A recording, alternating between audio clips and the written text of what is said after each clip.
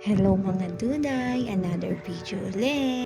So ngayon, naisipan ko naman i-video ang aking pagwawalis at paglalampaso kasi para may ebidensya ako sa asawa ko. Madalas kasing naaabutan niya yung bahay na makalat kaya sinasabi niya hindi ako naglilinis talaga.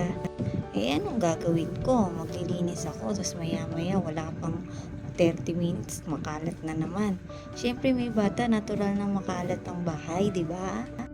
Minsan talaga, aminin ko, tamad ako. Pero, syempre, may maliit kasi ako, hindi ako makapaglinis, walang magbabantay sa kanya. Alam ko naman trabaho ko yon, bawal magreklamo. Pero, syempre, iba-iba tayo ng sistema sa buhay, no? Kaya, wag sana tayo magkumpara, no?